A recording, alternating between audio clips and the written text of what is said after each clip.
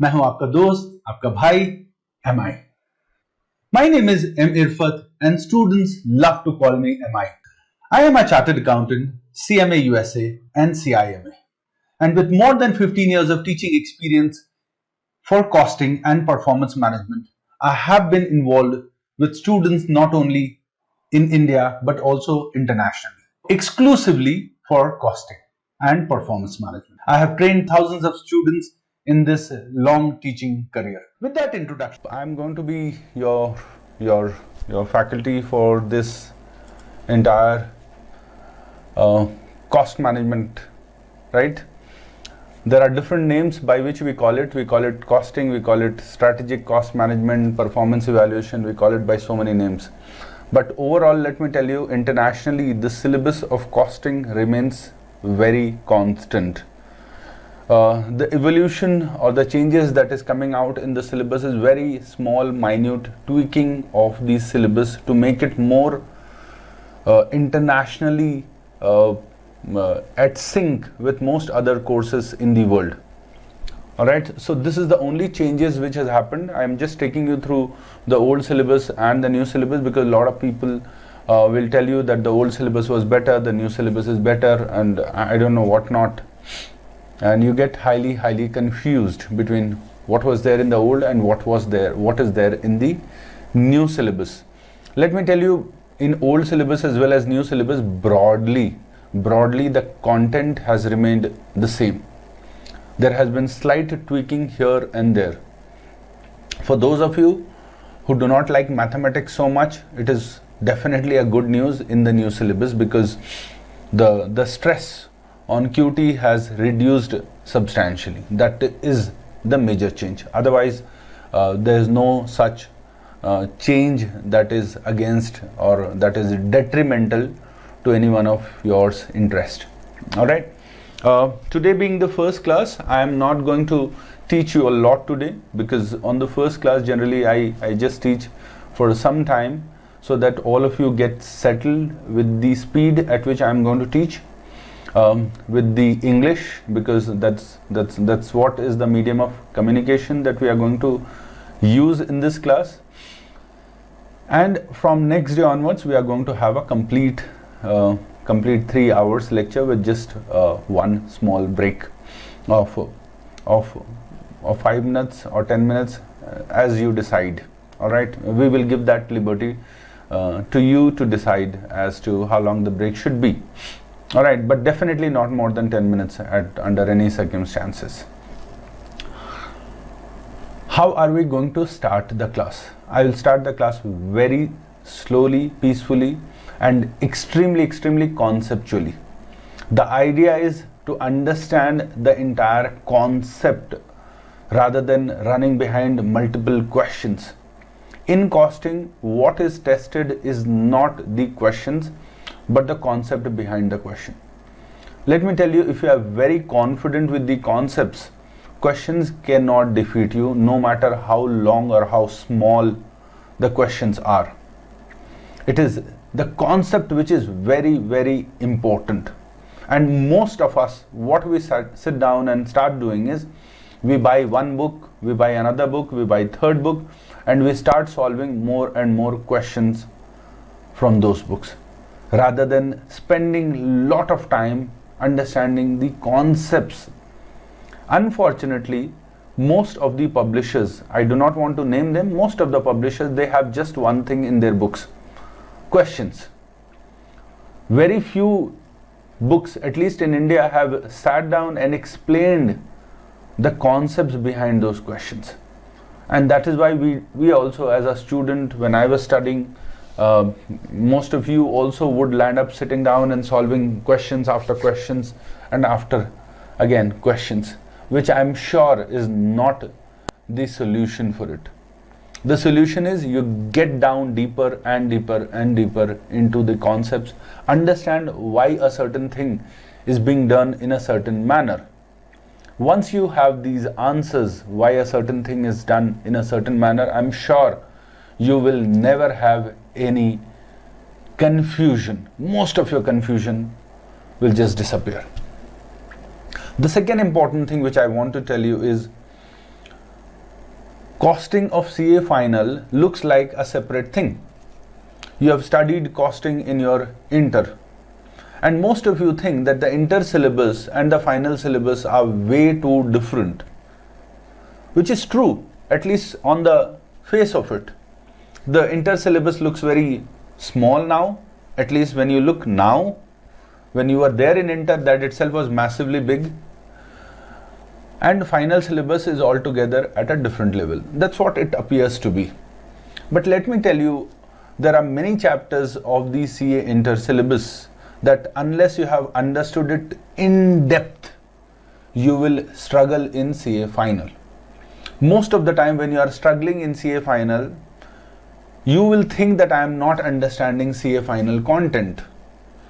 But trust me, you are actually not able to recollect or imagine your CA inter syllabus.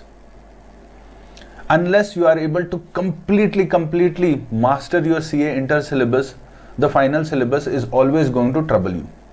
Will it trouble you in the whole question? Answer is no. It troubles you in very critical areas where conceptual knowledge is prerequisite.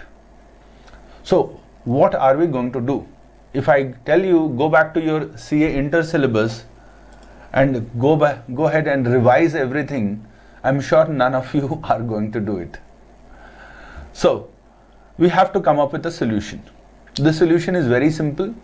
Every topic that we are going to start, if I feel important that you must know the CA inter syllabus for understanding those topics, I'm going to go back to the CA inter syllabus and teach you that first to ensure your conceptual clarity.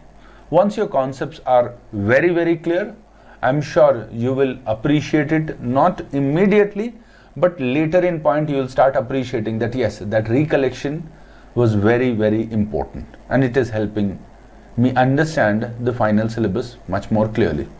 Especially topics like CVP analysis, relevant costing, transfer pricing, and then pricing decision, standard costing, budgeting. So these are topics where your basics needs to be strong. Once it is strong, I'm sure you'll find these topics very interesting. All right. Any questions before I proceed? Okay. No question means no question. Yeah. Nothing asked means there is no question. But let me tell you, I want these 3 hours to be like little more interactive, so that I get to hear you, you get to hear me, and you don't land up sleeping, because 3 hours facing the computer continuously is going to be painful. Yes, it is going to be painful. We have to come up with certain way that it does not become so painful. When you are sitting in a classroom surrounded with other students, and even if you are attending online, it is a little better because there are people around you. You are in a kind of a situation where you most likely would not fall asleep. But when you are sitting alone at home and trying to learn early morning at 7 o'clock, it is painful, and it is going to be painful. All right. So best is that keep taking small breaks. Come back and re-energize yourself so that you don't land up falling asleep. All right, if you don't have any question, I'll jump in and we will start right away.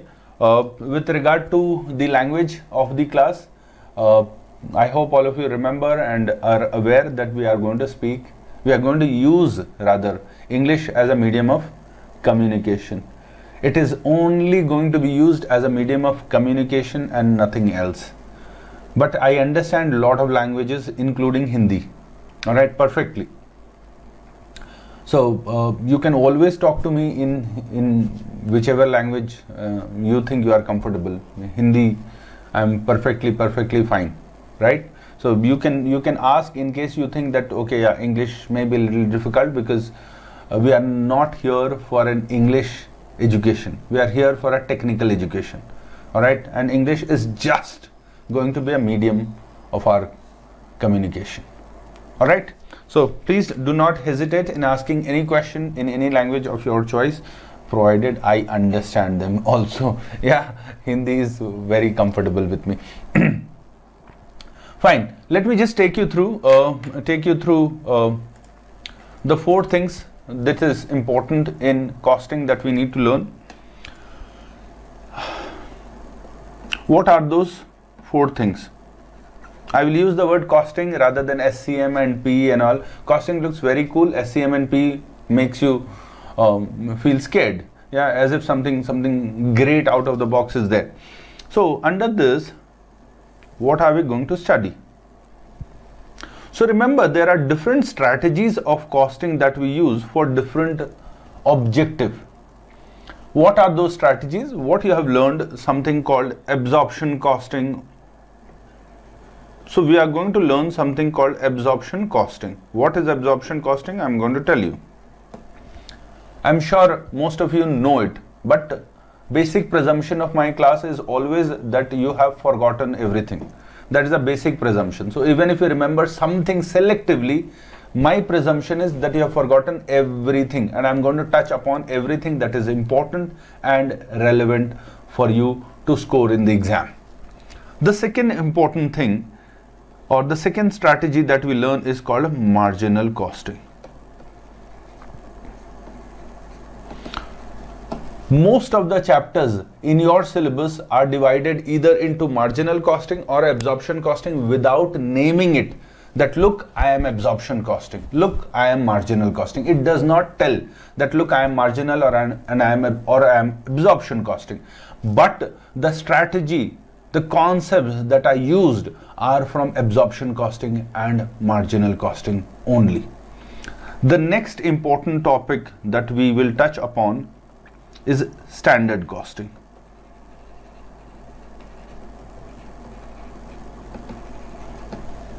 And the last one, budgets. All right. Actually, budget should come first and then should come standard costing. I have written in this sequence. Technically speaking, budget should come first and then standard costing should come. If you want, I can just replace the position of these two topics. You may ask me why so. I will give you that answer at the right time.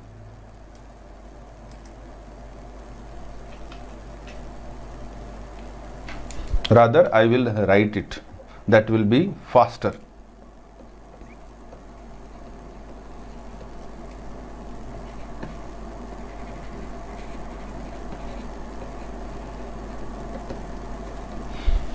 Under budget, what are we going to learn? Under standard costing, what are we going to learn? Let me tell you, all these topics are very, very interesting. You may just have the initial glitch of starting with it, but once we have started with it, you will find them really very interesting, because we are not going to jump into questions directly. We are going to understand concepts under each of these topics and then go to questions. It will make your learning process much more smoother. Let's first begin with absorption costing. What is absorption costing? Absorption costing is the method of finding the total cost. How do we find the total cost? I will tell you broadly, but now you need to understand what are the topics wherein absorption costing or techniques or strategies are used. So there are topics called pricing decision,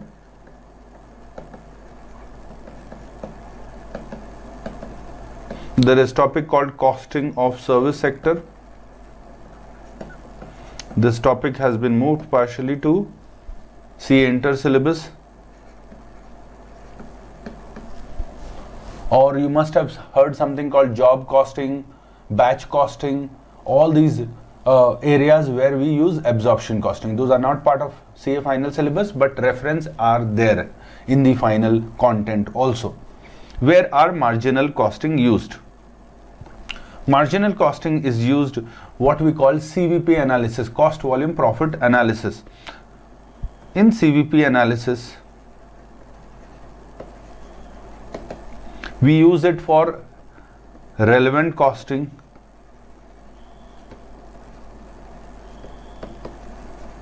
we use it for the third topic. Anything you think where we use marginal costing? CVP analysis, relevant costing, transfer pricing. You may ask me, so why are you telling me all this? I'm telling you all this just to let you take home just one important concept, that we are not learning pricing decision, we are not learning costing of service sector, or we are not going to learn CVP, relevant costing, transfer pricing.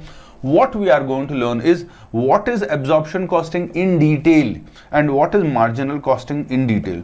Because once you have understood the complete gamut of what absorption costing is and what marginal costing is, you will find that CVP analysis is just one part of marginal costing. Relevant costing is just one extension of the same concept. There is nothing new that you are going to learn in relevant costing, just a same extension of the same marginal costing concept. Similarly, transfer pricing is going to be just an extension of what we are going to learn in marginal costing. So I don't want you to break your thought process into so many different chapters. I want your thought process only to be divided into those 4 important broad concepts. Once your thought process is synced with these 4 topics, your entire understanding will become very, very crystal clear. The idea is to clear your understanding of the different strategies of costing rather than different chapters of costing. We are not going to look upon chapter just like that. First, lot of time we are going to spend on understanding these strategies or these concepts. All right. The third one, under budget, we are going to learn something called functional budget.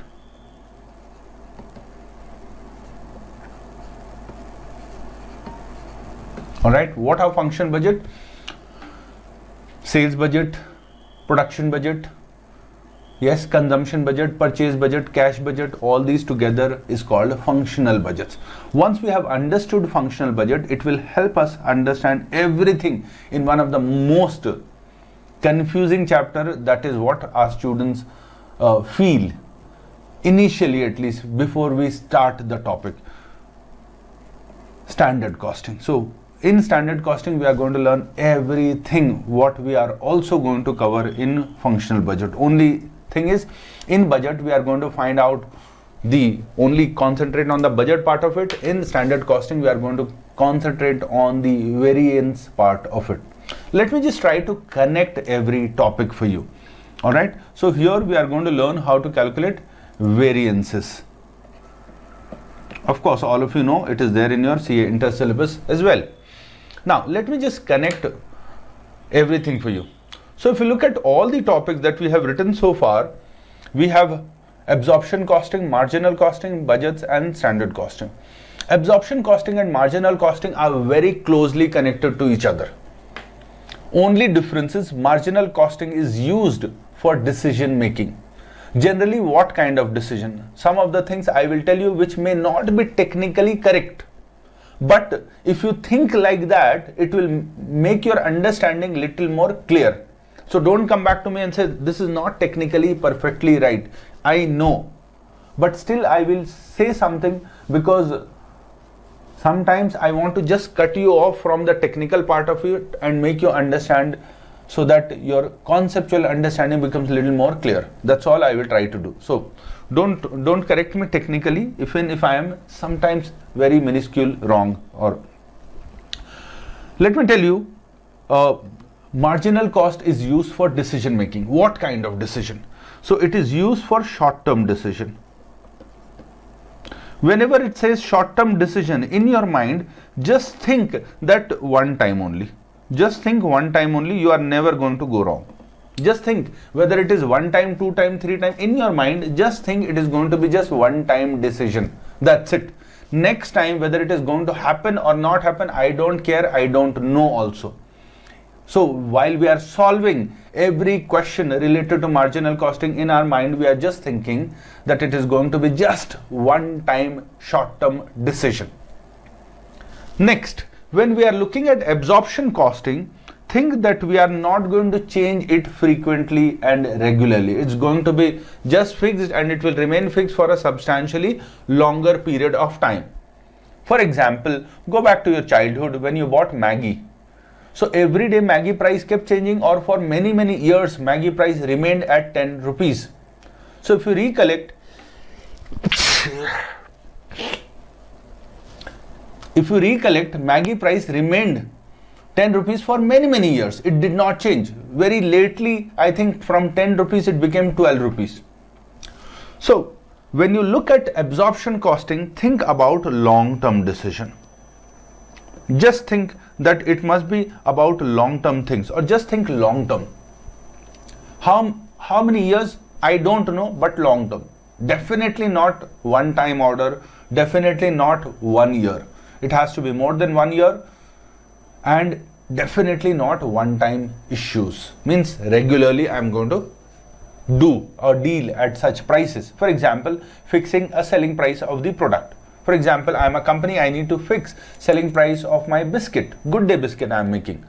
If you remember, Good Day biscuit also prices did not change substantially. It was like way back it started at 6 rupees, now it is 10 rupees for many years. So what are these pricing? These are long-term pricing which does not change every now and then. So whenever we are looking at long-term pricing which we are not going to change, we are talking about absorption costing. How to identify a question of marginal costing and absorption costing, I will tell you, because both will confuse you. You will find it difficult to identify whether the question is about marginal costing or the question is about absorption costing. This is the major struggle. While teaching, you will not show these problems. Why? I will tell you. Because before we take up a question, in your mind, you know which chapter we are doing. So the moment you know which chapter we are doing, your thought process is synced to that chapter. Suppose I am doing absorption costing. You know I am doing absorption costing. Your thought process are synced in that line. When we do question from marginal costing, again, confusion will not happen because you certainly know this is a marginal costing question. There's no doubt about it. But the same problem or the same solution is not there in exam. In exam, every question is mixed up. You do not have any clue as to which question is from which topic because it's all going to be mixed up. In fact, marginal costing question can have concepts of absorption costing and vice versa. So you need to be very clear about how to identify a question as marginal costing or as absorption costing. That is very critical. We are going to spend good amount of time in this. The next one, budgets. What are we going to do in budgets? We are going to do everything in budget. Every types of budgets we are going to learn, because unless we have understood budgets clearly, we are not going to understand standard costing. Now, interconnection you understand. When we do a product launch, before product launch, what do? We do something called budgeting. So before product launch, before starting to manufacture a product or before beginning of any year, we prepare something called budgets. Once we have prepared budgets, the question is what budgets are we going to prepare? Answer is practically we prepare every budget wherein money is expected to come in or money is expected to go out. Whether it is related to purchases, sales, manufacture, consumption, or salary, wages, advertisement, marketing, every budgets are prepared by a company in real life scenario. But for learning purposes, we don't have those budgets. We have very basic function budgets which are 5 in number. These are the only 5 budgets that we need to prepare. Now, sometimes to prepare budgets, you will need marginal costing concept. There are many questions wherein budgets cannot be prepared unless you know marginal costing concept in detail. So to understand budgets, you need to understand marginal costing. That is certainly yes. Now, so budgets we have prepared at the beginning of the period. Fine. During the period, we have done certain absorption costing. We have taken certain short-term decisions. We have taken certain one-time decisions. We have lived the entire year, manufactured, sold, produced, earned profit, all that we have done. At the end of the year, what do? So understand, at the beginning of the year, we did something called budgets. And during the year, we produce goods which are for long term. We made decisions which are short term. We took one-time orders. We have completed the order. All that we have done during the period. and at the end of the period we prepare our P&L account.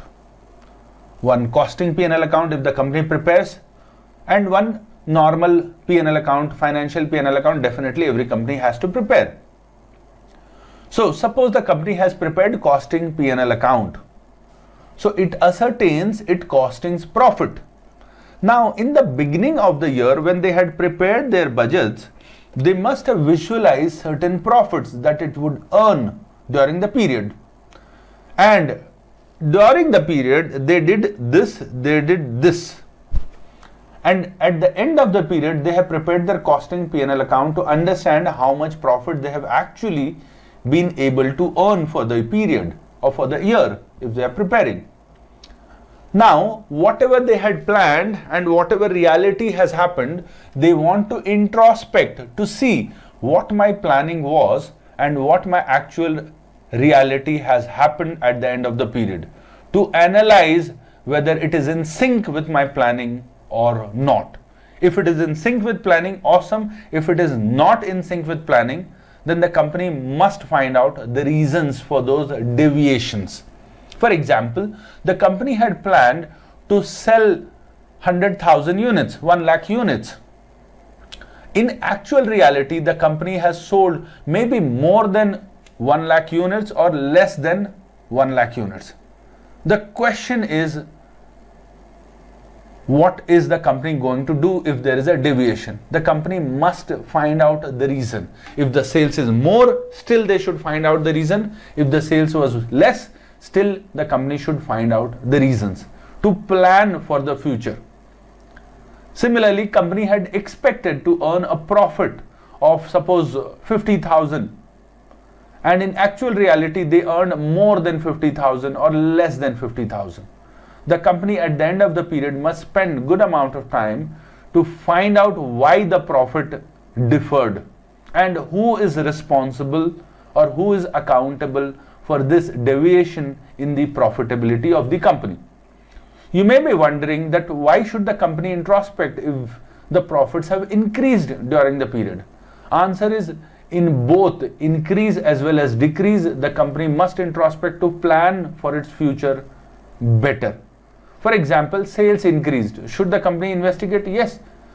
But we don't call it investigation, because investigation is a word which is used generally when there is a fraud.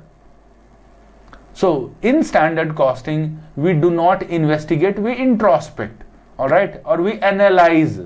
That's the best word, and that's why we call it analyze, not investigate or introspect or any other word, because it's not fraud. So first, budgets, like I mentioned. Once we have learned budgets, we are going to understand absorption costing, marginal costing, because that is what we are going to use during the period. And then at the end of the year, we have costing profit and loss account prepared, and we are going to compare our budgets with reality. What is reality? Costing profit and loss account is the reality. To find out what? To find out deviations. Why do we find out deviations? To plan for the future better. In which topic do we find out these deviations? Those topics, or that topic is called standard costing. So I hope you have understood the interconnectivity between everything. So budgets, then absorption marginal, and then we are going to look into standard costing. Practically, a company goes through these channels. Practically, a company goes through these 4 stages in its entire year. All right. I hope you have understood it. Let's go to the next one. The next thing. What is the next thing?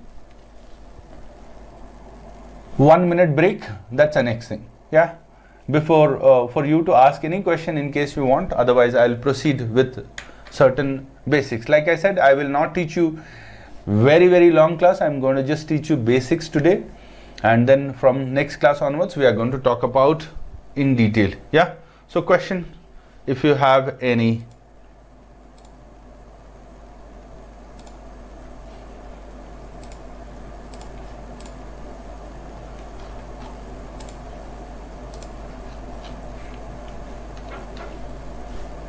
No questions at all? Oh, wow.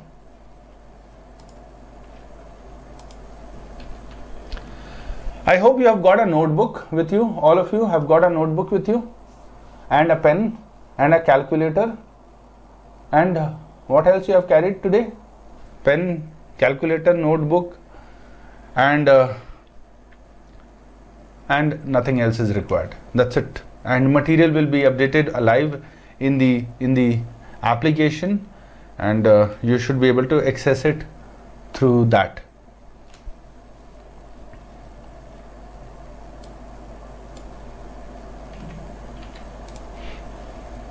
Let's get started with our first basics that we are going to do today.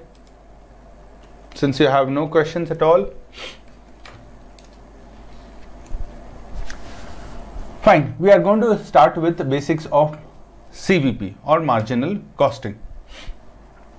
Let's write a question. We are going to use this question for entire understanding of this topic. So first, like I mentioned, we are going to start everything from the basics only. Once basics are consolidated, we will take up questions.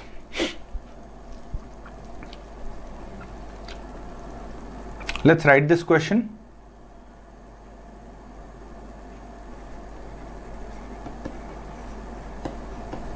Particulars.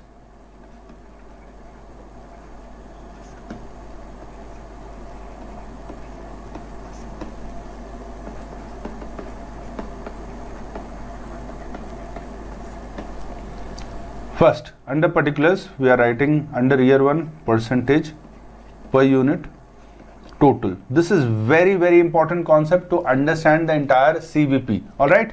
So please pay a lot of attention, understand everything that we are doing today, so that you are able to appreciate the entire CVP topic, where all we are going to use, what we are going to study today. We are going to use in entire CVP analysis, where we are talking about decision. We are going to use in make or buy decision. We are going to use in relevant costing. We are going to use in transfer pricing. So these so many topics we are going to use, what we are going to learn just now. All right. So first, let's talk about sales. From sales, what do we subtract?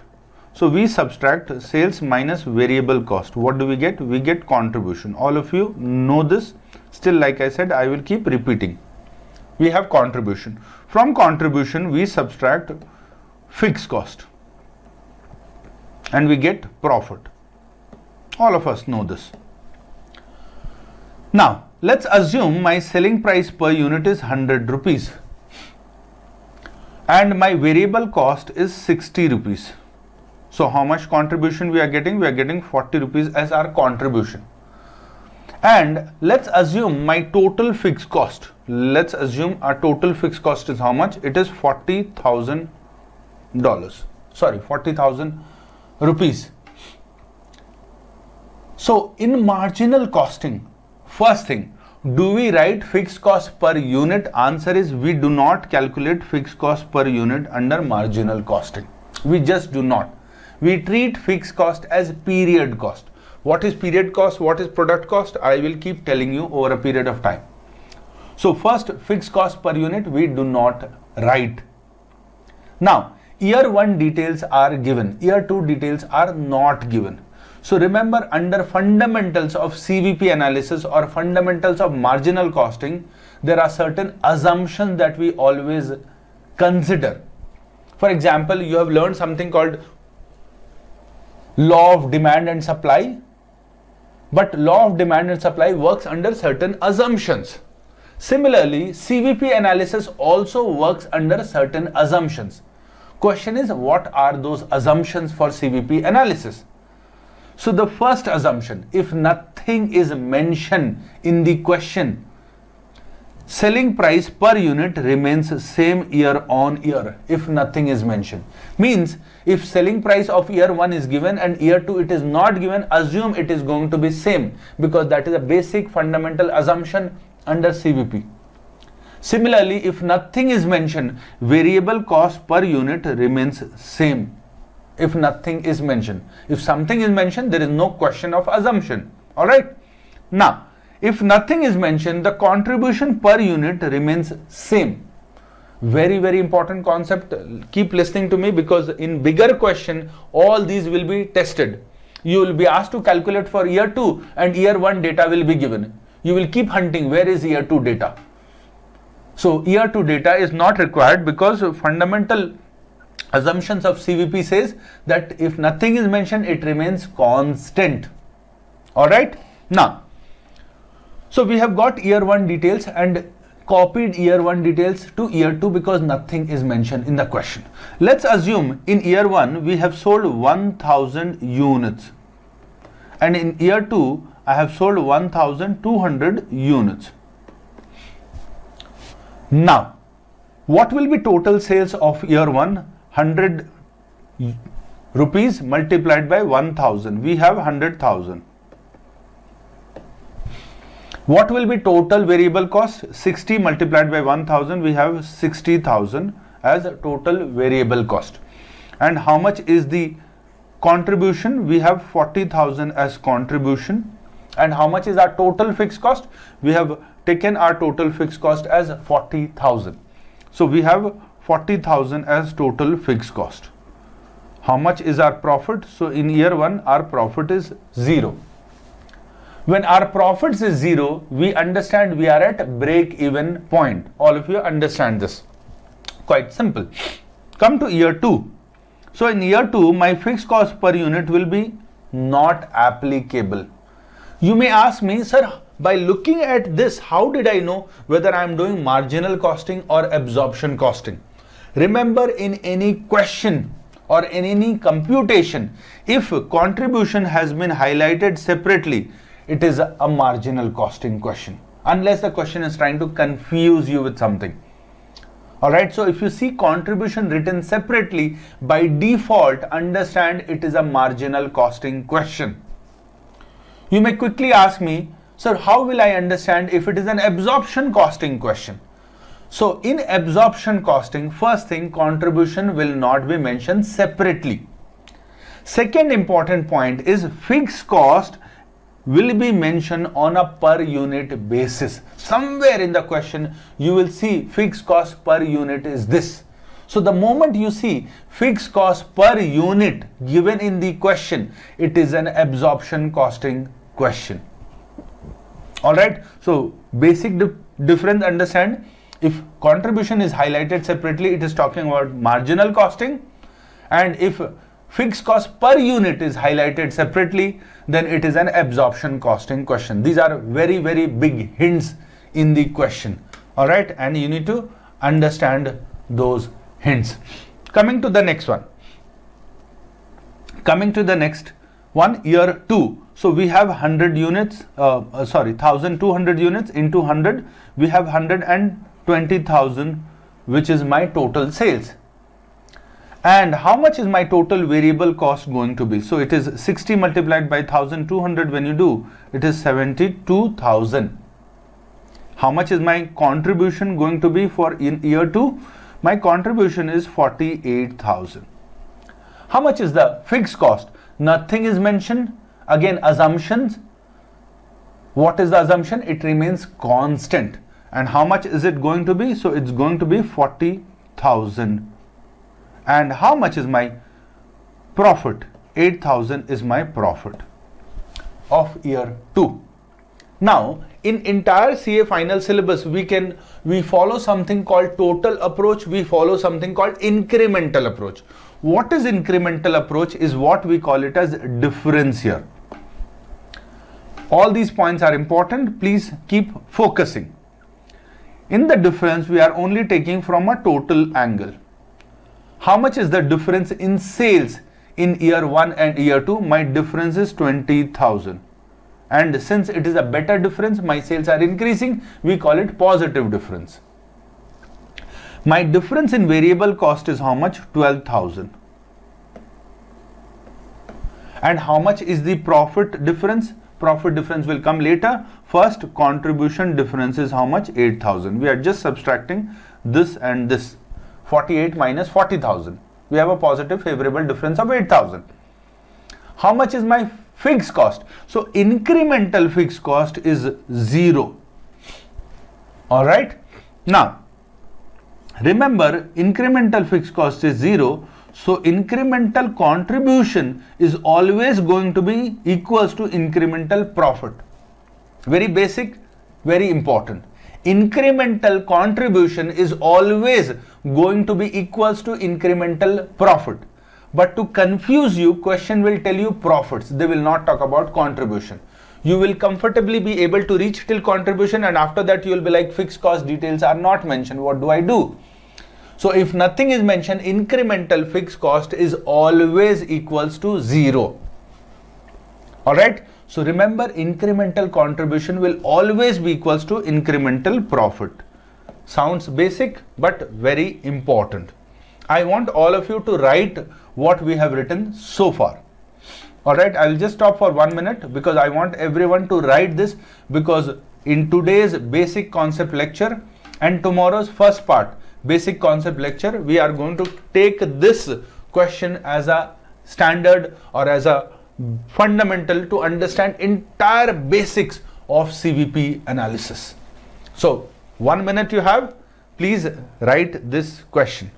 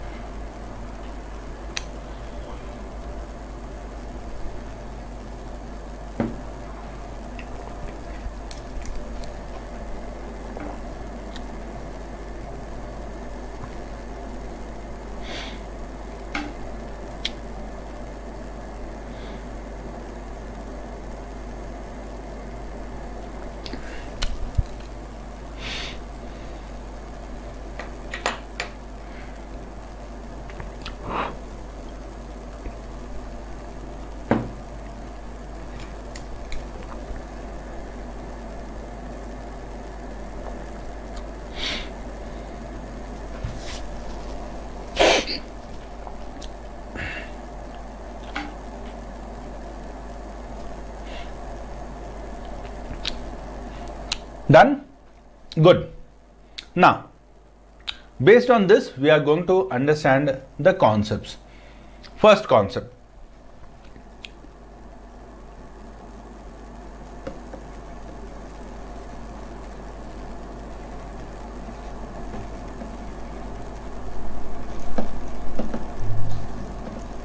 First thing is, we are never going to memorize neither the concepts nor the formulas. We are going to understand it. That is the first logic. We are not going to spend time in memorizing things. Alright, we are going to understand or spend time in understanding concepts. Fine. The first thing is PV ratio or contribution ratio. Let's write that. PV ratio or contribution ratio.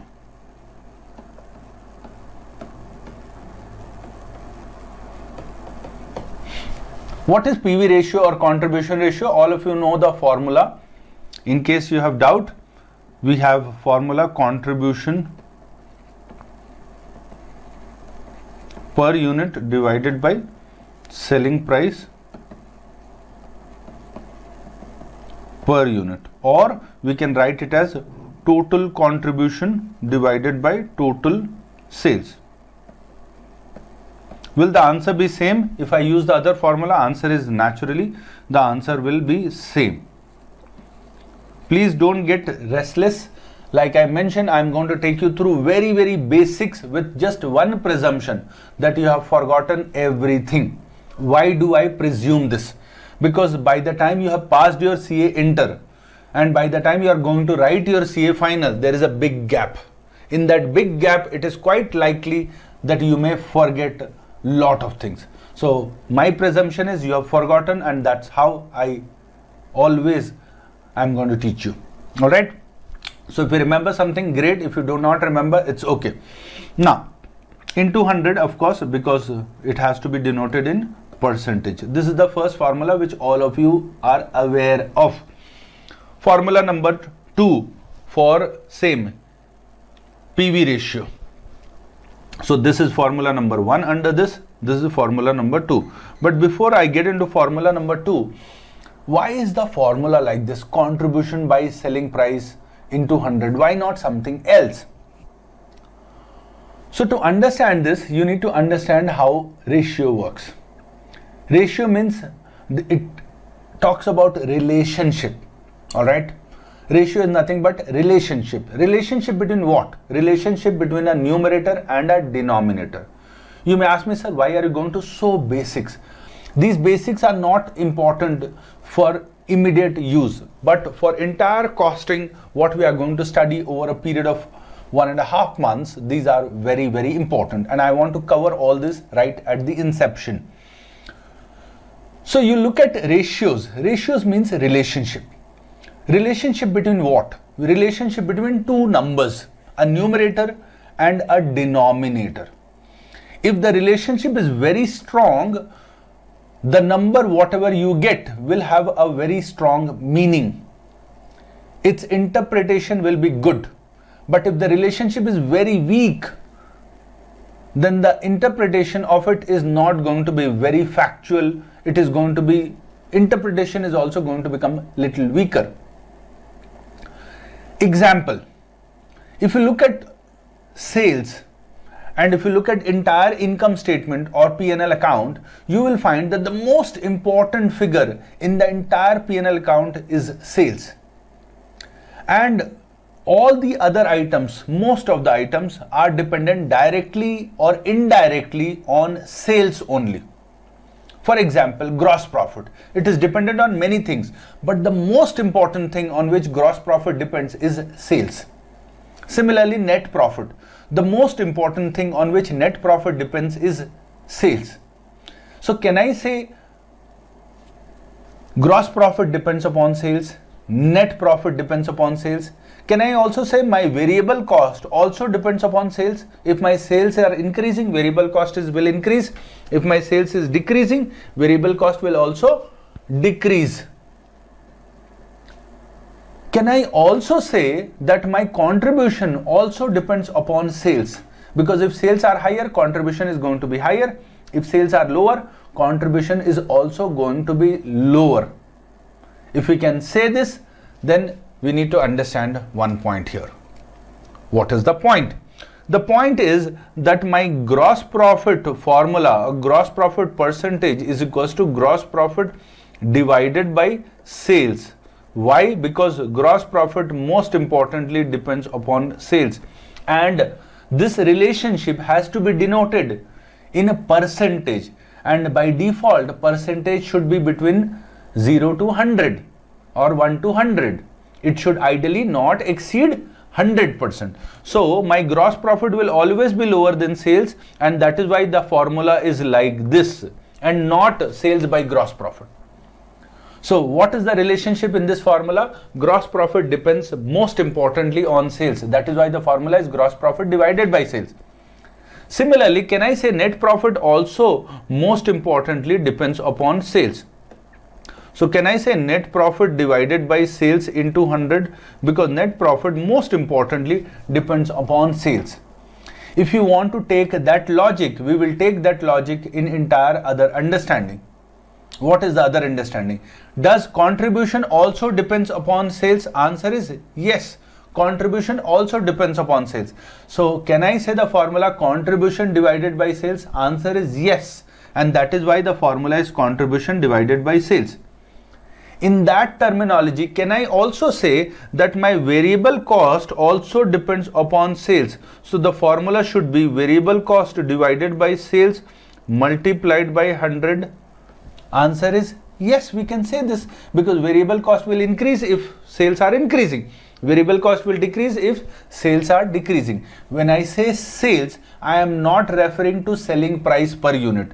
I am referring to quantity. Whenever any question says sales have increased, do not presume in your mind that selling price has increased. Not at all.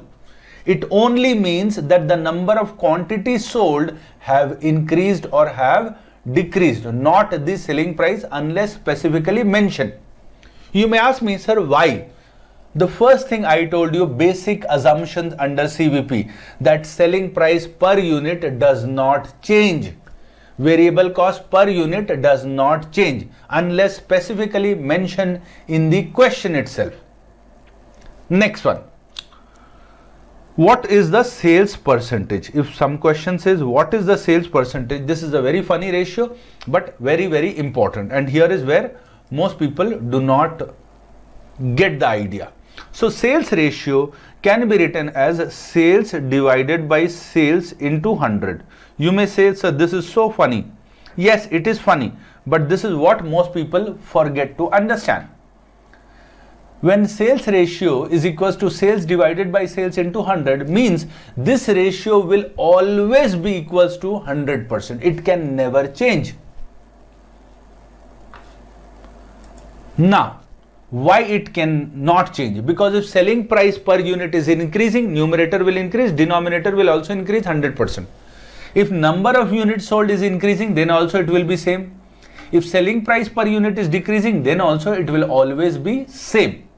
So sales ratio is always equals to 100%. It never changes under whatever circumstances whatsoever. Alright.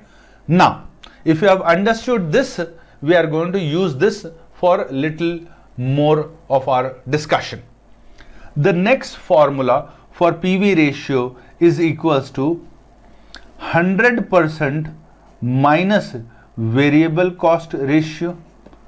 Question is, what is 100%? Just now I told you sales ratio is the only ratio which is going to remain 100% under every circumstances. So what is this 100%? It is nothing but sales percentage, because we know sales percentage is always going to be 100%. Why so? Because sales percentage means sales divided by sales into 100. Now if you have understood this, let's go back and fill certain things. What will be sales percentage for year 1? 100%. For year 2, for whatever year, for whichever price, increase, decrease, sales ratio is always 100%. Let's calculate variable cost ratio. Variable cost divided by sales into 100. So it is 60%. How much is my contribution ratio? 40%. Fixed cost per unit we don't calculate, so fixed cost ratio also does not come. Now why there is nothing called fixed cost divided by sales? That can also happen. It is not possible. Why? Because I told you there should be some relationship between numerator and denominator to become a ratio. Fixed cost has no relationship with sales, because even if sales is 0, fixed cost will happen. Sales are increasing, sales are decreasing, selling prices are changing, fixed cost will not respond. It will remain constant. So fixed cost does not have any relationship with sales. That is why there is no ratio called fixed cost divided by sales into 100. There is no such formula because there is no relationship. Alright. Similarly, year 2 sales ratio will always remain 100%. What is the variable cost ratio? 60 divided by 100, we get 60%. What is my contribution ratio? It is 40%. So we learned one thing here. What? Contribution ratio calculation. How did we calculate? 100% minus variable cost. The other formula is contribution divided by sales into 100. All of you are aware, I am sure. Let's go to formula number 3. PV ratio. What is the other formula? Difference in profit divided by difference in sales.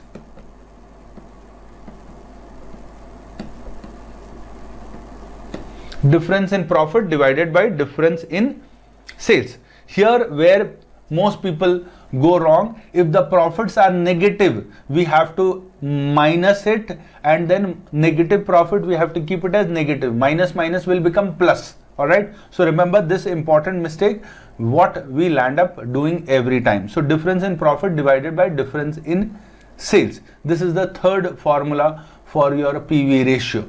The last formula for your PV ratio comes from another formula called profit.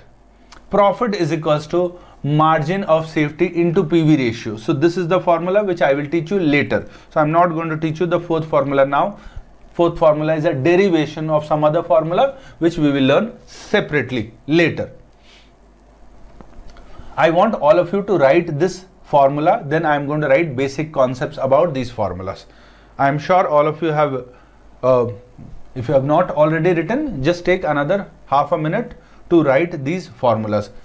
One very important thing, while I am teaching, do not write anything. I will give you sufficient time to copy whatever I am writing in the class. But while I am teaching, please do not waste your time in writing anything, so that your focus is completely on understanding concepts rather than copying notes.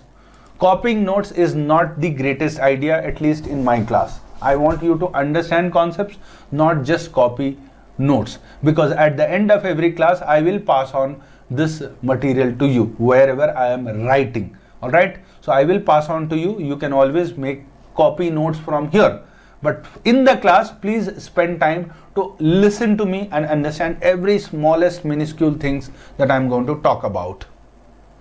30 seconds, please write it.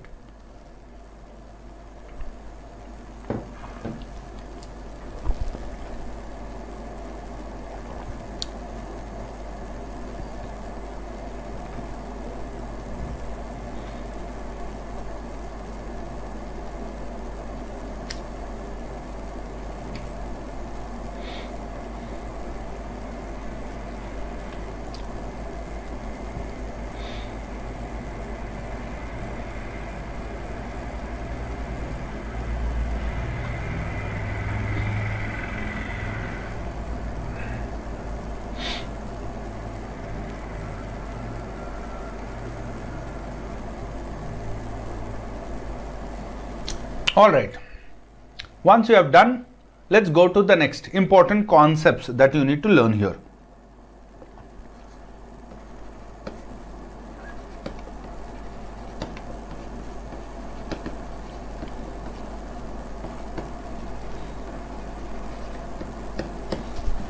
Important points to remember. Point number A.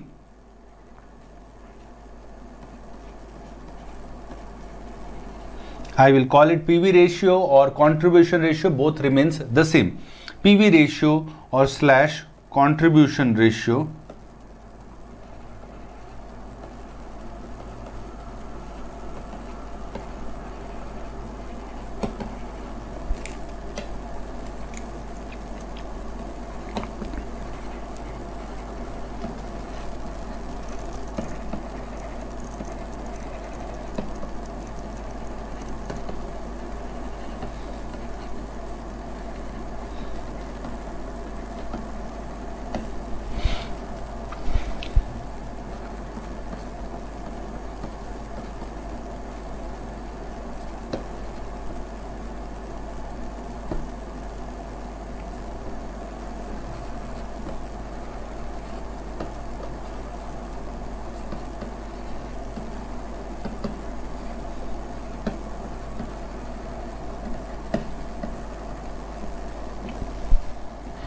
First point, point number A, PV ratio is assumed to remain constant year on year.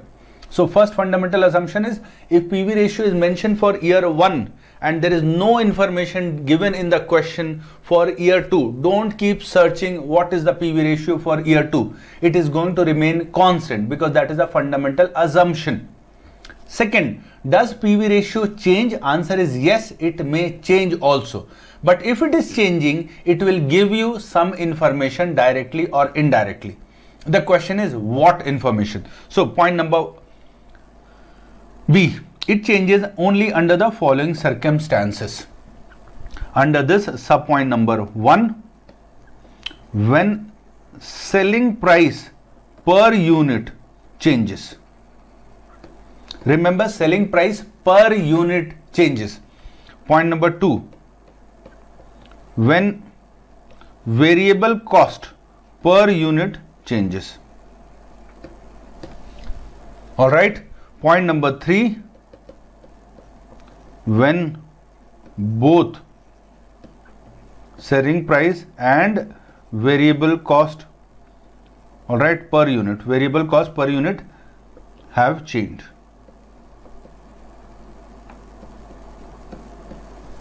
But not in the same proportion.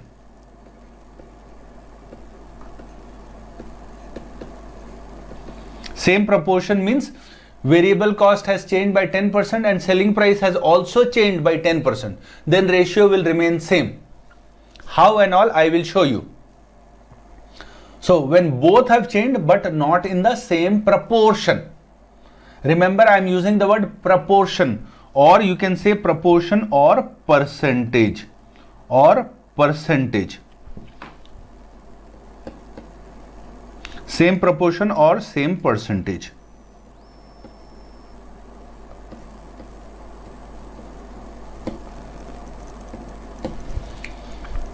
For your own learning, but not in the same amount.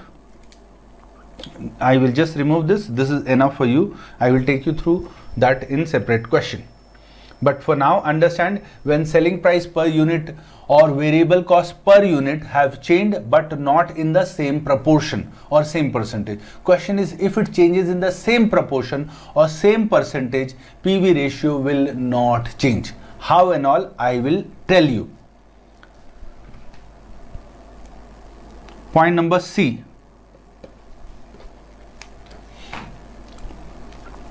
PV ratio or contribution ratio changes under the following circumstances we have already written.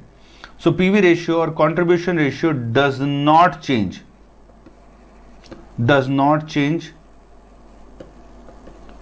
with the change in sales. When it says sales have changed, what has changed? Selling price or sales quantity? Answer is sales quantity only. We do not assume selling price per unit to change. So PV ratio does not change with the change in sales, which means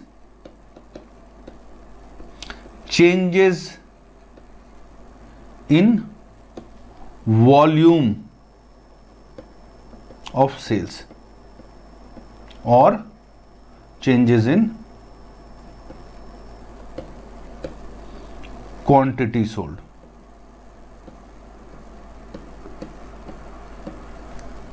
In bracket, and not this selling price per unit. I want you to write all these points, very, very important for all essay questions that we are going to touch upon. So first point, let us recollect important points to remember. First is PV ratio is assumed to remain constant. You have been given last year PV ratio, do not worry. We are going to use the same PV ratio for this year calculation. Next, PV ratio, does it change? Yes, it changes. Under what circumstances? Under three circumstances. First, when selling price per unit has changed. Next, when variable cost per unit has changed.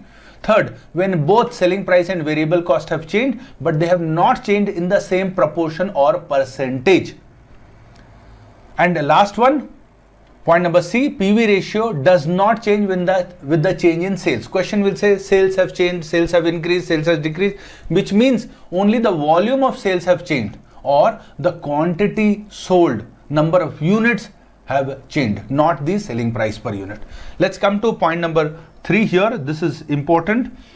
When both have changed. For example, my variable cost is $3, 3 rupees. I'm so sorry. I may by confusion may keep telling you dollars and rupees.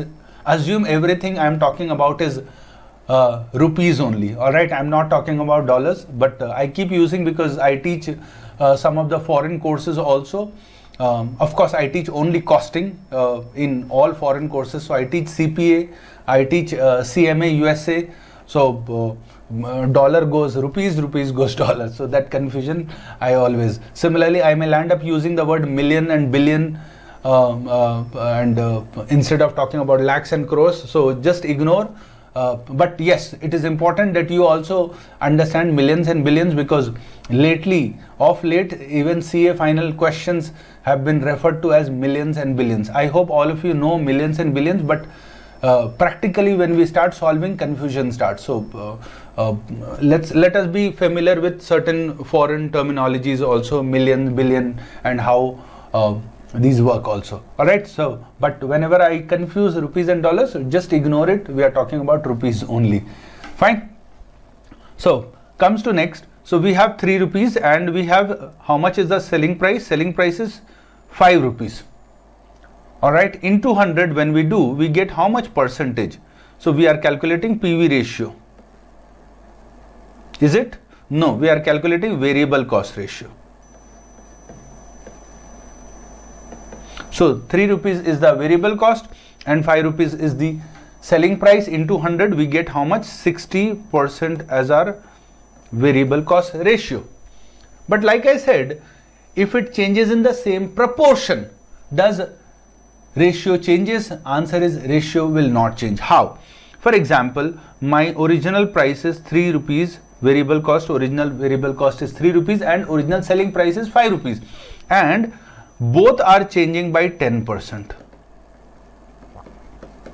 So will the relationship change? Answer is no, not at all. It will become 3.30 and this will become 5.50. Into 100, if you do, you will still get 60%. You will still get 60%. All right. But if it is changing by an amount, for example, $3 becomes $4 and $5, 3 rupees becomes 4 rupees and 5 rupees becomes 6 rupees. For example, original price is 3 rupees and 5 rupees. And I add 1 rupee on both the numerator and denominator. Will the relationship change? Answer is 100% yes. Because it is not changing by same proportion or percentage. It is changing by same amount. When it changes by same amount, 100% it will change. For example, 3 by 5 was 60%, but 4 by 6 will not be same percentage at all. How much is it? So 4 divided by 6, it is 66.67%. All right. So remember this point, very, very important. So it will not change when it is changing by the same proportion. That is why I have used have changed but not in the same proportion, because if it changes in the same proportion, it will remain same. All right. Now coming to the next, what is the formula? Formula we already have learned, contribution divided by sales or total contribution divided by total sales. Let us solve question number 1. How to calculate, compute PV ratio in the given question.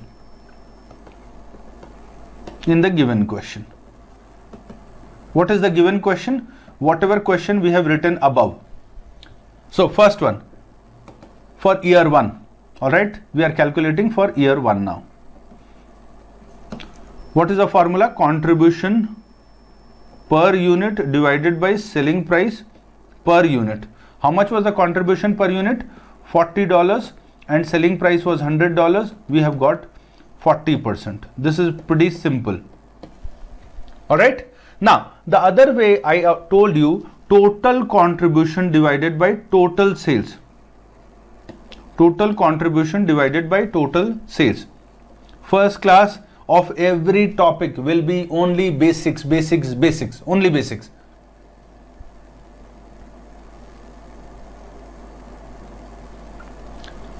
All right, I will explain you once again. So total contribution divided by total sales. So if you look at this formula, it is nothing but contribution per unit multiplied by number of units is called total contribution, and selling price per unit multiplied by number of units is called total sales, and 1000 since it is in multiple, it can get cancelled. So my relationship again comes back to the original number. So whether you calculate on a total basis, whether you calculate on a per unit basis, relationship which is denoted in percentage will not change. And that is the logic why in year 2 my relationship does not change with the change in the number of units. Understand again, what is the total contribution of year 2? 40 multiplied by 1200. And what is the total sales in year 2? 100 multiplied by 1200. And since both are in multiples, this and this can get divided, and that is my ratio in year 1 and ratio in year 2 does not change.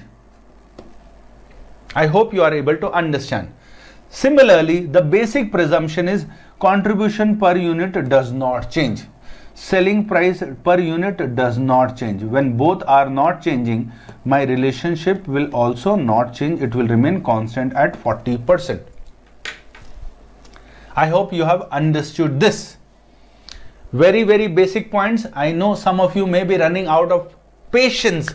Why is sir going so deep? Answer is anything which is not important for you at all, I will not touch upon those areas. If they are just not important at all. But even if they are 5% important, I am going to touch upon, because that 5% lack of knowledge will kill your entire big essay question, because you will not be able to understand it. I want you not to take all this lightly and take it very, very seriously and feel that it is very important for you to know. And I will prove you that all these informations will be used in essay questions that we are going to learn. Now, one question to explain point number C. Let me just explain you in little more detail. All right, how does a ratio behave? Let's take one small ratio, 2 by 5. All right, let's look at that ratio. So, understanding ratio. From this example, we will understand how ratio behaves. Is it important? Yes, it is important, because long questions will need this information from you. How does a ratio behave? So if you look at the original ratio, I will make you write a conclusion also. If you look at the original ratio, my original ratio is how much? Is 2 by 5. Suppose, let me take this number. Earlier we took 3 by 5. 2 by 5. So 2 by 5 into 100 is how much? So it is 40%. All right. Just we have taken a ratio. It is 40%. Now, one more ratio I want to take. One more original ratio I want to take. 5 by 2. This ratio also I want to take. So 5 by 2, we are not denoting it in percentage, we are just denoting in number. So 5 by 2 is equals to how much? 2.50. Suppose this also we do not denote in percentage, how much will it come? It will come 0.40. So we have got two ratios. All right. Now, one ratio is less than 1, it is lesser than 1, one ratio is greater than 1. Now, since you have asked this question, let me clarify this because it is important again. One ratio is less than 1, one ratio is more than 1. Now remember, any ratio, if ratio is less than 1, if ratio is less than 1, if you add a constant number to both numerator and denominator, remember, if ratio is less than 1 and if you add a constant number both to numerator and denominator, what will happen to the ratio? The ratio will improve. Ratio will improve. Value will improve. Example, take up calculator, original ratio is 2 by 5. We add a constant number, so 2 by 5. We add a constant number both to numerator and to denominator, what will happen to the ratio? Ratio will become 3/6 and this value will become how much? It will become 0.50 from how much? 0.40. What is happening to the ratio? Ratio is improving. Ratio is improving. But if the original ratio is less than 1, if the original ratio is less than 1 and if you subtract a constant number both to numerator and denominator, what will happen? Ratio will worsen now. It will become bad compared to the original ratio. Original ratio was 2/5. I have subtracted one constant number both to numerator and denominator. My new ratio will become 1/4 and 1/4 is equals to 0.25. Alright. So remember, if the ratio is less than 1, if a constant number is added both to numerator and denominator, ratio improves. If a constant number is subtracted, ratio worsens. Likewise, if the ratio is greater than 1, alright, if the ratio is greater than 1, if a constant number is added both to numerator and denominator, it is added both to numerator and denominator, what will happen to the ratio? Ratio will just behave opposite. Here added, ratio improved. Here added, ratio will worsen.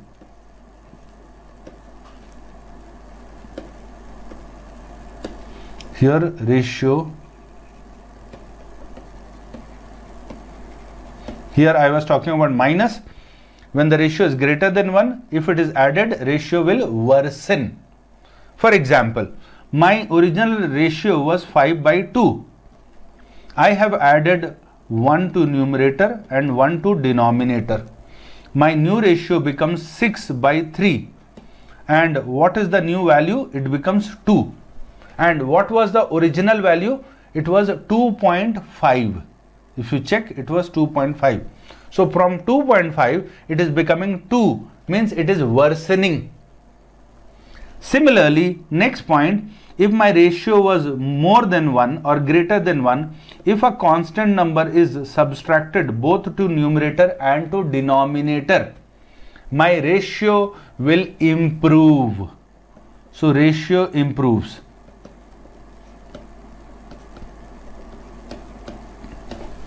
How? For example, my ratio was 5/2. I am subtracting one constant number both to numerator and denominator. What is my ratio becoming? 4/1. And what is 4/1? 4. So my ratio from 2.5 has become 4 now. So ratio has improved. I hope all of you have understood this. So if a constant number is added or subtracted, how will ratio behave depends upon what is the original ratio. It will not behave in the same fashion. It importantly depends upon how was the original ratio. If the original ratio was greater than 1, then it will behave differently. And if the original ratio was less than 1, then it will behave differently. Alright, comfortable? Now, next point, to a ratio, if we are adding a particular percentage or subtracting a particular percentage, ratio does not change. It just does not change. How and all, I will show you. But before that, let's write conclusion.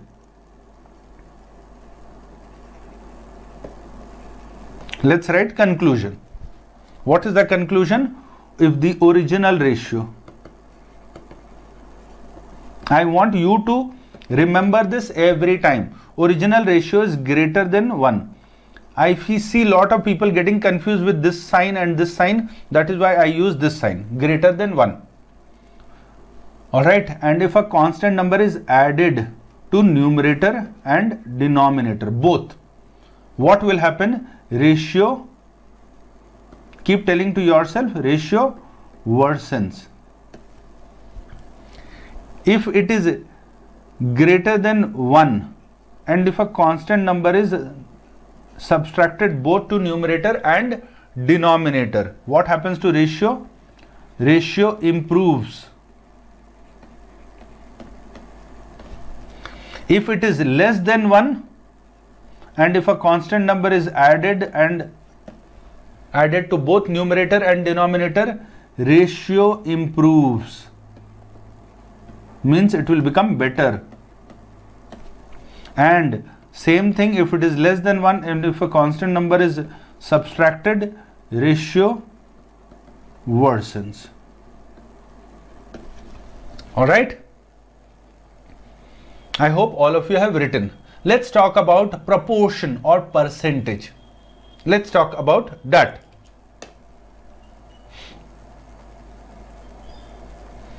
If a constant number is added, subtracted, ratio will change.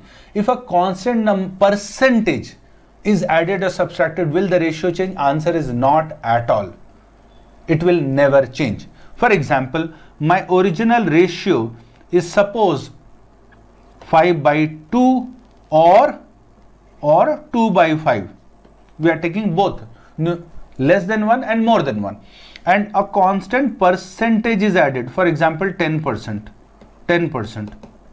When I say 5 plus 10%, 10% of what? 10% of 5 only.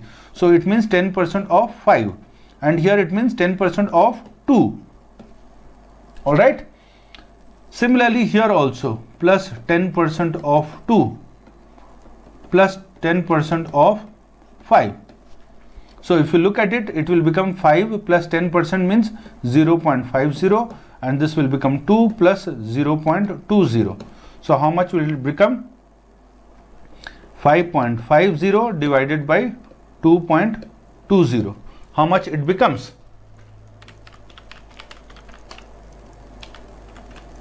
So it is still how much? 2.50 only. Earlier also it was 2.50. Now this one will be how much? This one will be same thing. It will be 2.20 divided by 5.50. So 2.2 divided by 5.5. If you do, it still comes how much? It still comes 0.40. Original was also 0.40. Alright? Able to understand? So if you add a constant percentage or subtract a constant percentage, ratio will not undergo any change. When I say percentage, the other way of calling percentage is proportion. Alright? Proportion. So same percentage, same proportion, ratio does not change. I will give you another half a minute. Please write these conclusion.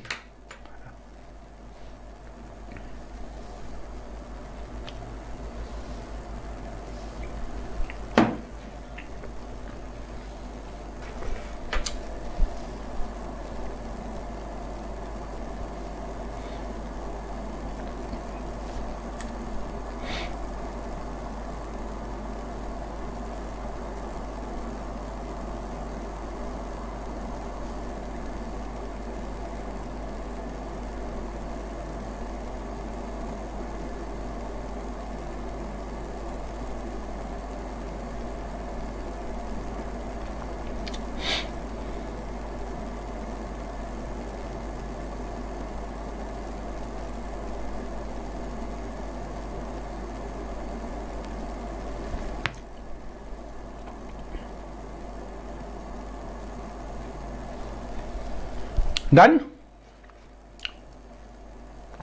Please remember this, whenever we are looking at any question, we are going to look upon this ratio. How does ratio behave? Now let's go to the next formula. Next formula.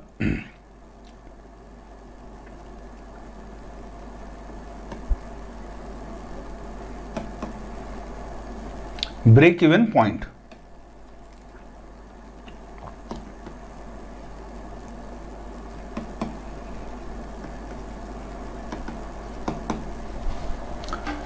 Break-even point. This is the last formula to understand the entire concept. I'm not going to teach you any more formula. We are going to understand this formula, and through this formula we are going to understand everything else for today's lecture. What is break-even point?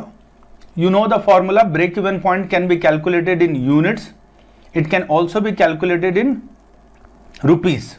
So let's talk about rupees. Break even point in rupees. So is equals to total fixed cost. The word total is very, very important. Why? I will tell you. And here the answer has to be in rupees.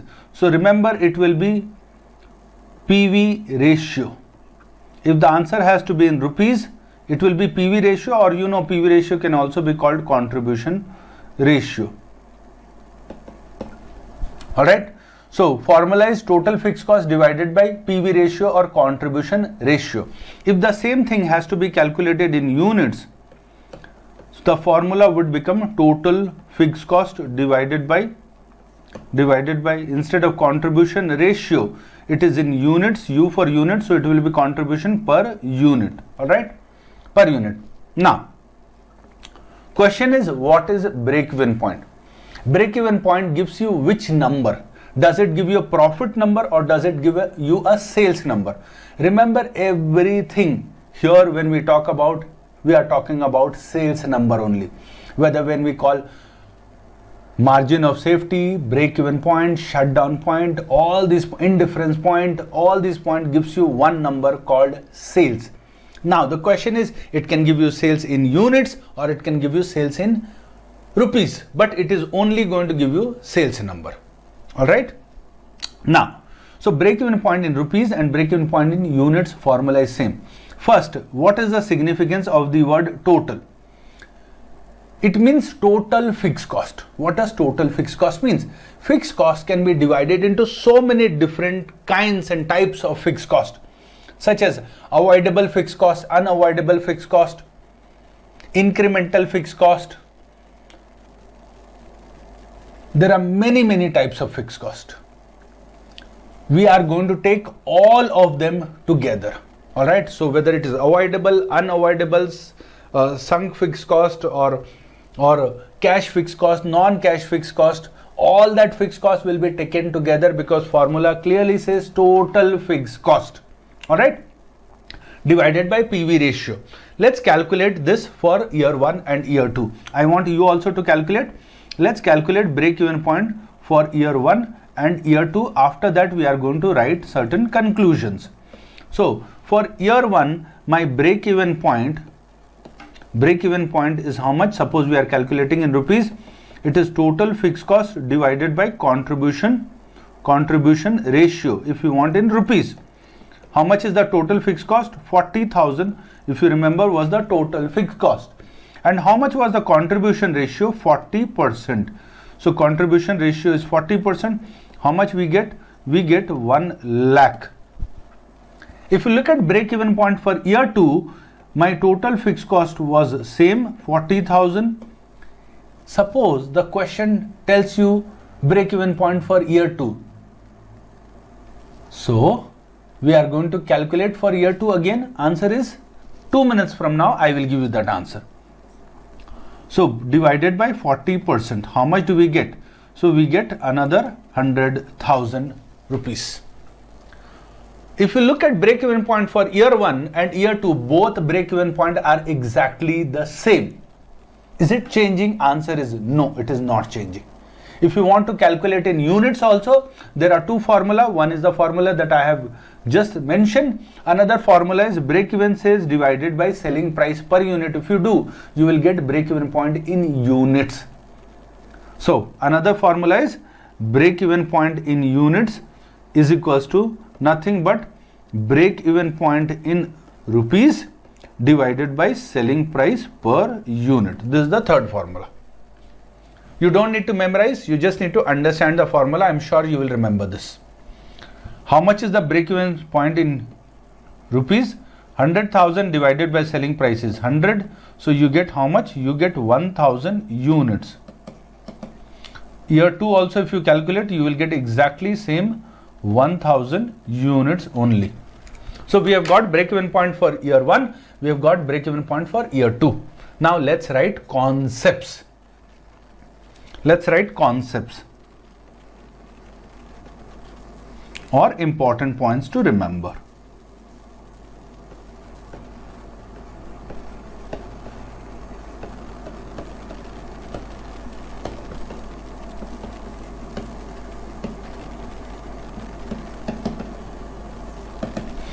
Important points to remember. Point number A.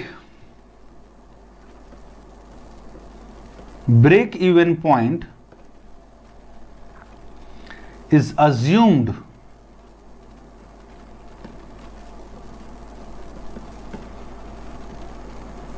remain constant year on year. First listen to me, understand it, then we are going to write it. First listen to me. Break-even point is assumed to remain constant. So if the question tells you break-even point for year 1 is this and does not mention anything about year 2, remember in year 2 also it is going to remain the same. It is not going to change at all. Alright, because that is the first assumption. So break-even point is assumed to remain constant year on year. So first year if you have calculated, second year, third year, fourth year, fifth year, in all the years it is going to remain the same. Next, point number B. Break-even point changes only under the following circumstances.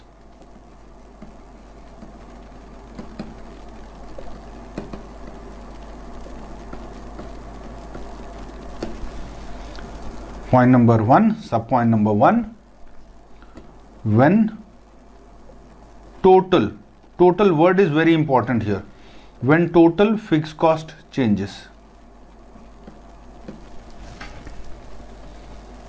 Subpoint number 2, when PV ratio or contribution ratio changes.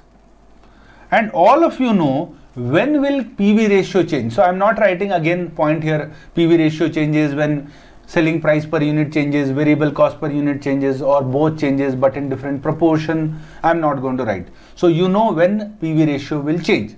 If nothing is mentioned, PV ratio is assumed to remain constant, and that is why I have taken same PV ratio here even if question did not mention it, because it is assumed to remain constant. Similarly, fixed cost is also assumed to remain constant. That is why we have taken fixed cost also 40,000. Third, break-even point does not change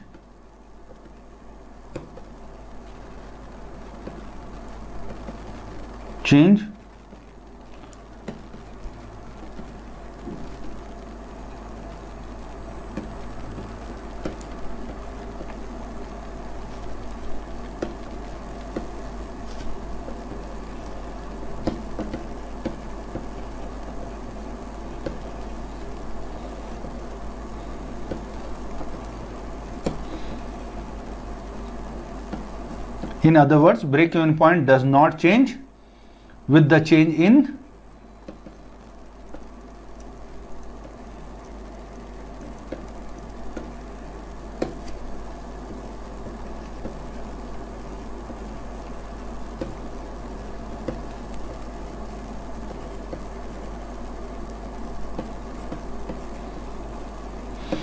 changes in sales quantity or the volume of sales.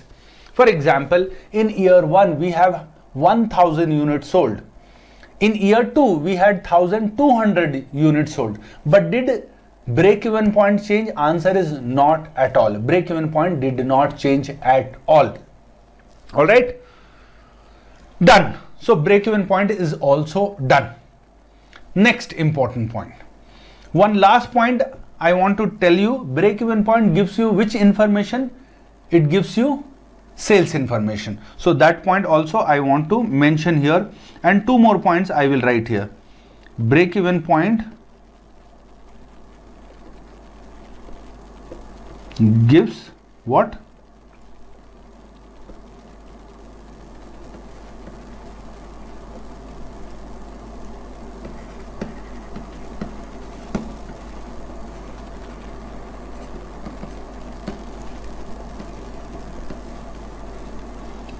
Two more important points I want to write.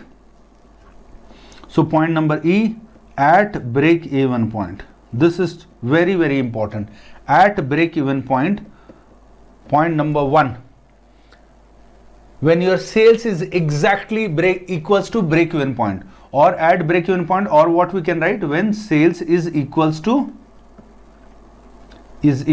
break even point. That is what we call at break even point. 3 very, very important points. First, all of you know, total profit, not profit per unit, total profit is equals to 0. This is one point which all of you know. Next point which I want you to know is total contribution is equals to total fixed cost. You will say, sir, this also we know. Total contribution is equals to total fixed cost. Of course, you know. Good. Third and very, very important point which we will use, which most of you may not click, but I want it to click in essay question. Total sales is equals to total cost. This is the last point which most people are not able to recollect while solving essay question. There is one essay question where we need this information, but at that point of time this thought does not come. I want this thought to come. So please remember, at break even point, or when sales is equals to break even point, we know total profit is 0. That we know. Second important point, total contribution is equals to total fixed cost. Third and very, very important point is total sales is equals to total cost. Alright, so these 3 important points I want all of you to remember. Now, if you want to write, I can give you just another 45 seconds. You can copy all this in case you have not copied. 45 seconds, please copy it.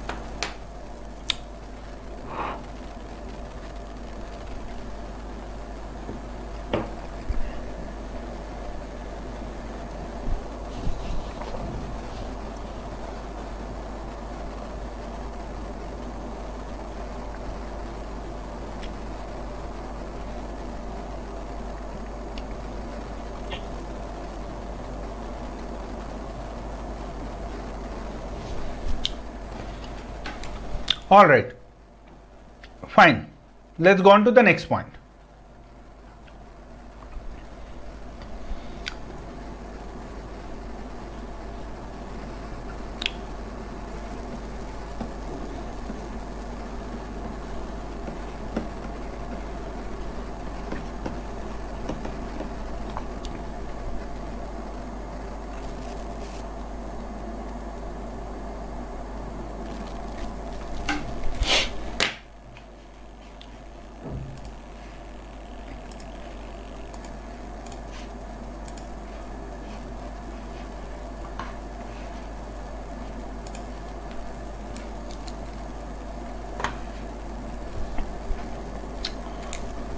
Let's go on to the next point, next concept, and the last concept for today. What is the concept? Sales to earn desired profit. All right. So we are going to learn this last concept for today. Sales to earn desired profit. This concept will be used in lot of decision making and also in budget topic. This formula, very, very important formula. So sales to earn desired profit.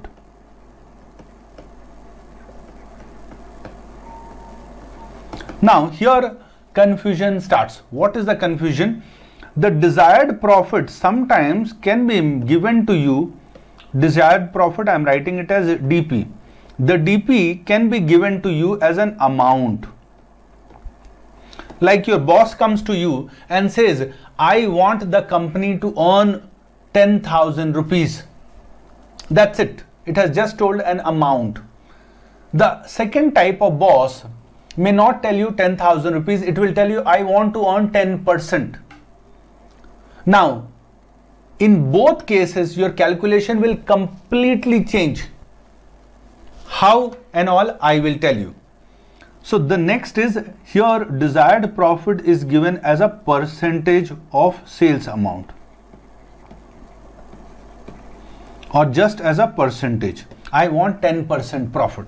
In that case, how do we calculate this? This is sometimes is also called as target sales. So when we have sales to earn desired profit, we sometimes also refer to it as target sales.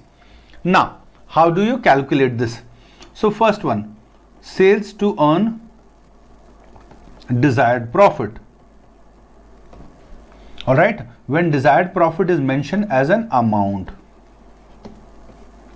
Formula is total fixed cost divided by contribution ratio. You will say, sir, this is a break-even point formula. Yes, this is a break-even point formula. And what you need to do, you need to just increase this line and write on numerator plus desired profit if it is given as an amount. If it is given as an amount. But what do you do when desired profit is given as a percentage? So sales to earn desired profit, where desired profit is given as a percentage. Percentage always means percentage of sales only. All right. So in that case, you write the same break-even point formula. What is the formula? Total fixed cost divided by contribution ratio. You write contribution ratio. You are comfortable calling it PV ratio. It's okay. So contribution ratio. Now you just need to do opposite of everything that you have done so far. What is the opposite of plus? Minus. What is the opposite of numerator? Denominator. So increase the line. You did plus here. So we will do minus. We wrote on the numerator. We are going to write on the denominator. So we are going to write on the denominator minus desired profit percentage. Minus desired profit percentage, just opposite of what we did earlier. We did plus, we are going to write minus. We did on the numerator, we are going to write on the denominator. All right. Now, let's take up a question. Let's take up a question. Company says, I want to earn desired profit of how much? Desired profit, company expects to earn 8,000. So 8,000 rupees is the desired profit that the company wants to earn. This is one way of telling this. The other way of telling this is, I want to earn a desired profit of 6.6667 percentage. Percentage means percentage of sales. And sales is not given. So don't think that, okay, yeah, if it is mentioned 6.667% of sales, then I will multiply with sales. Sales is not given. Sales is something that you need to calculate. Alright, so don't think sales will be given. Sales is the thing that you need to calculate. So it will never be given. Question is, how do we calculate this? So let's take up question. We know sales to earn desired profit. What is the formula? Sales to earn desired profit, we know formula. And this is given as an amount. So we know the formula, total fixed cost plus desired profit when it is given as an amount divided by contribution ratio or PV ratio. How much is the total fixed cost? So total fixed cost, first is for which year are we calculating? So we are calculating it for year 1. So total fixed cost is 40,000 plus desired profit is 8,000 rupees divided by PV ratio or contribution ratio. Remember, we will use contribution ratio if we want answer in rupees. If we want answer in units, then we are going to use contribution per unit. That I am sure you remember. So it will become 48,000 on the numerator divided by 40%. How much do we get? If you calculate it, we are going to get 120,000 rupees. 1,20,000. And if you look at the main question, in which year I had 1,20,000? In year 2, I had 1,20,000. And in which year I had a profit of 8,000? In year 2, we had a profit of 8,000, which means if my total sales is 120,000, I will earn a profit of 8,000. And when did it happen? It happened in year 2. Year 1, we were at break-even point. But suppose the question told that I don't want 8,000, I want 6.667% of what? Of sales. So first, we need to know the formula. What is the formula? When it is given as a percentage, the formula is total fixed cost divided by contribution ratio. And instead of plus, it will become minus. Instead of numerator, it will become denominator. So minus desired profit percentage is equals to how much? Total fixed cost 40,000 divided by contribution ratio was 40% minus desired profit percentage is 6.6667%. Both are in percentage. In calculator, take up calculator. In calculator, whenever there is a calculation in the denominator, we will always do denominator calculation. So type in calculator 40 minus 6.6667 equals. So you get 33.3333. Now, without touching any additional button, just press the numerator 40,000 divided by GT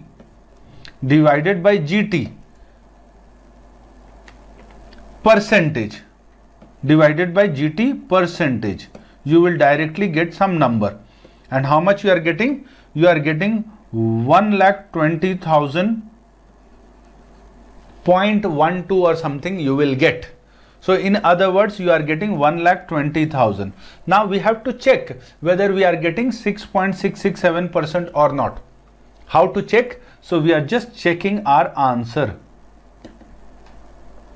Checking answer. How to check that? So we can check rupees 1,20,000 multiplied by 6.6667%, and if you multiply this, you will get 8,000 rupees. Means you should have a sales of 1,20,000 to earn a profit of 6.667% on sales. And what is 6.667% of sales? After calculating sales, then only we will be able to know this 8,000 rupees. All right. So this is all for today's class. Very, very basics. Another 1 hour I need for your basics. Don't think that we have landed up wasting 2.5 hours learning basics. This is an investment. This is an investment. Anything, even if I am teaching you tiniest thing, learn it gracefully because it is needed, and that is why I am teaching. If it is not needed, I will not teach you at all. All right. So please have this trust. Sometime I am sure we will build our trust in each other and make this learning process really, really awesome and beautiful. With that, I will wrap up today's class. I will just leave one moment for you in case you have some questions. All right. Any question, guys? Can I have a word from you? Was it interesting, boring, very basic? Can I have a written word from you? Enjoyed, boring, very, very basic I covered upon? You can just type.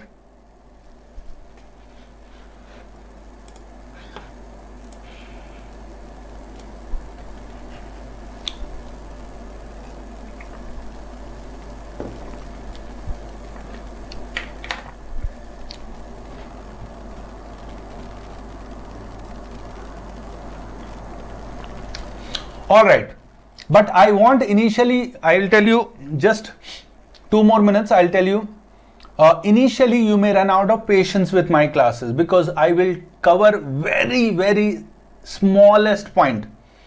And since you have studied some of these in your inter, you will think that all these I know. I definitely know you have studied. I know. I teach CA inter. All right, and I've been teaching for more than a decade now, more than 10 to 12 years almost. But I want you not to lose patience. That's it. I will tell you, do not lose patience. These are very important concepts, and that is why I am touching upon this, because the gap between your CA inter and here is very vast, and that needs to be filled. That gap needs to be filled first. Second thing is, many times you have understood that concept in CA inter also, you remember also, but sometimes application becomes difficult. I want you to think about application of these knowledge in CA final. I know the formula, I remember the formula, but at the right time it will not come. I want you to recollect this so that at the right time, at the right place, this formula should click you that you, okay, I think it is talking about this. And then we are going to cover it up. All right. So with that, just remain connected for just one more class, and I'm sure you will understand everything. That is my promise. Trust me, at the end of this CA final lecture, each one of you, I will make you fall in love with this subject. The way I love this subject, I will make each one of you fall in love with this subject, because unless you love it, unless you like the subject, it is difficult to score in the subject. And is this subject worth loving? Answer is yes, it is worth loving. Why? Not just because you want to pass CA, but because you want to become an intelligent chartered accountant. And intelligent chartered accountant should be able to play with numbers, should know accounting properly, should know costing properly, because that's how a company is run. Taxes and all that today, you know, even B-commerce are doing. All GST return, B-commerce are filing. Yeah, all income tax return, B-commerce are doing. CAs have to do much better job, and that is about broadly running a company. Costing is one of the backbone to run a company at a larger scale. All right, so please remain connected. We will catch up tomorrow. This is Irfat signing off for today. Bye bye. Take care.